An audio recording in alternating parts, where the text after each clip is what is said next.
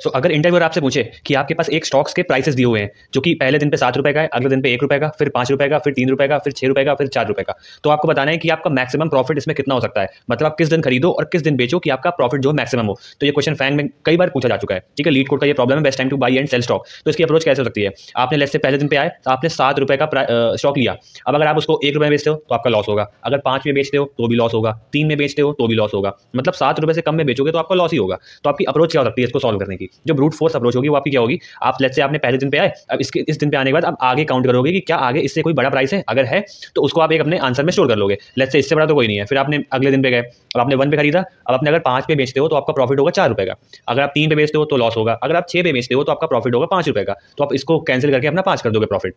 अगर आप 4 पे बेचते हो तो आपका प्रॉफिट 3 का होगा, तो आप इसको अपडेट नहीं करोगे। ऐसे ही आप यहाँ से आओगे, फिर यहाँ बाई सेल करोगे, फिर यहाँ बाई सेल करोगे, फिर यहाँ बाई सेल करोगे। तो इस तरह आखिरी में आपका जो ऑप्टिमल आंसर होगा वो आ चुका होगा। बट सिंस इसकी टाइम कॉम्प्लेक्सिटी आएगी बी ऑफ एन स्क्वायर, क्योंकि आप एक एरे को 2 बार ऑलमोस्ट ट्रैवर्स कर रहे हो कि आप पहले यहाँ पे जा रहे हो, फिर इसके लिए सबको चेक कर रहे हो, फिर इसके लिए सबको चेक कर रहे हो, फिर इसके लिए सबको चेक कर रहे हो। तो इंटरव्यू आपसे डेफिनेटली बोलेगा कि प्लीज इसको ऑप्टिमाइज कीजिए। तो इसकी ऑप्टिमल अप्रोच क्या हो सकती है? तो इसकी ऑप्टिमल अप्रोच मैं आपको बताता हूँ। आप इसमें मान के चलेंगे कि आप जो पहला दिन का प्राइस है आप उसको मान के चलेंगे कि वो आपका बेस्ट बाई है, मतलब जो आप बेस्ट खरीद सकते हैं। ठीक है, अब आपने मान लीजिए 7 रुपए में खरीद लिया और आप एक दूसरा वेरिएबल लेंगे मैक्स प्रॉफिट का, जो कि 0 पे आप इनिशियलाइज कर देंगे। ठीक है, अब आप लूप जहां से रन करेंगे अपना, आप गए 1 पे, अब आप चेक करेंगे क्या ये जो अभी का प्राइस है ये इससे बड़ा है, जो कि नहीं है, बड़ा नहीं है। तो आपका एक बेसिक इंट्यूशन क्या होगी? आपको मैक्सिमम प्रॉफिट चाहिए, तो आप जितना कम हो सकता है उतने कम पे खरीदो और जितना ज्यादा हो सकता है उतने ज्यादा पे बेचो।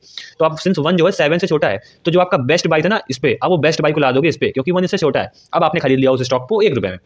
अब आप आगे चेक करोगे, अगर आप उसको 5 रुपए अगले दिन आया, 5 इससे बड़ा है, ऑब्वियस बड़ा है, तो आपका जो प्रॉफिट हो जाएगा ना मैक्स प्रॉफिट, वो 5 - 1 वो हो जाएगा 4।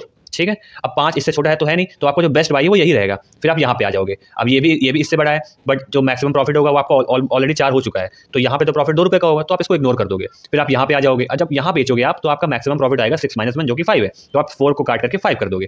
फिर आप आगे जाओगे तो ये तो कम है, तो आपका आंसर जो है 5 ऐसे आ जाएगा। तो आपको क्या करना है? आपको पहले अपना बेस्ट बाई लेना है, जो कि आप पहले वाले को इनिशियलाइज कर दोगे और मैक्सिमम प्रॉफिट को आप 0 लोगे। फिर आप आगे से लूप रन करोगे पूरे थ्रू आउट द एरे तक। फिर आप चेक करोगे कि अगर जो अगला वाला प्राइस है वो आपके बेस्ट बाई से बड़ा है, बेस्ट बाई 7 है, उससे बड़ा है, तो आप क्या करोगे? अपने मैक्सिमम प्रॉफिट में स्टोर कर लोगे maximum profit comma price of I minus best by. मतलब अगर आपने यहाँ पे बाई किया, अब आप ये अगला जो प्राइस है वो ये इससे बड़ा है, राइट, बड़ा है ना, तो आप अपने आंसर में क्या स्टोर करोगे? Maximum of max profit comma this minus this, जो कि 4 है, तो आपका मैक्सिमम प्रॉफिट जाएगा 4।